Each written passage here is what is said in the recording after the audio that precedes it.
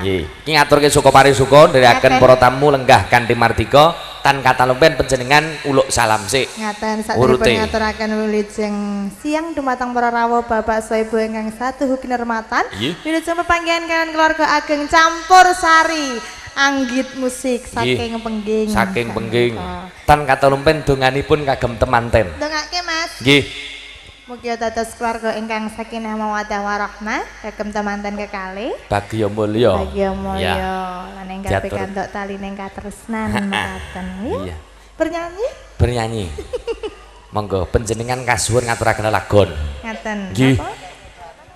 Laras. Pelok barang pelok 6 menapa slendro. Oh, kula manut panjenengan. Oh ngaten. Pelokipun barang to. Geriminganipun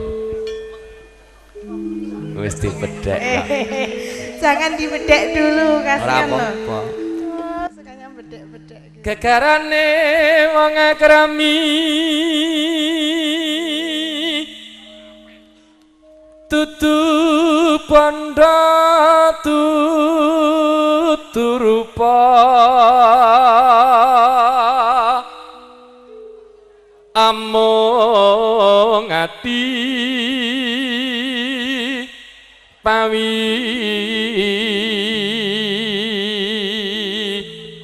tane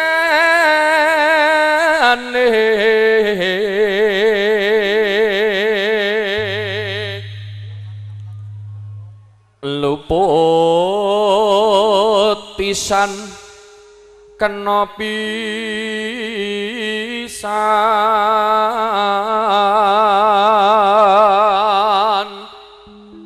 yen gampang luwe gampang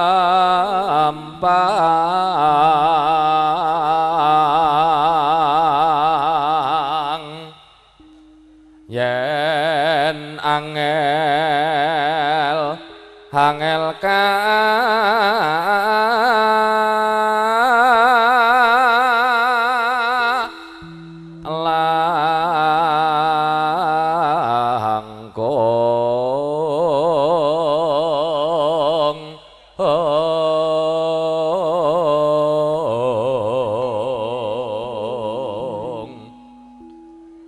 tan kena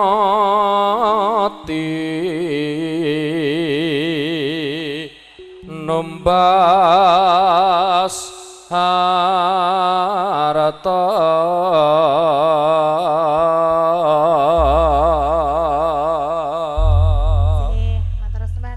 tan kata lumpen keluarga ageng saking Pisan Sutresno saking Manggung lir gumandhi kasuwun foto sesarengan kaliyan temanten ing panggih mbok bilih sampun kepareng waradin keluarga saking Pisan foto kaliyan temanten gumanti keluarga saking Pamenggugati semanten ugi kasuwun foto sesarengan temanten langkamipun nyumanggahaken monggo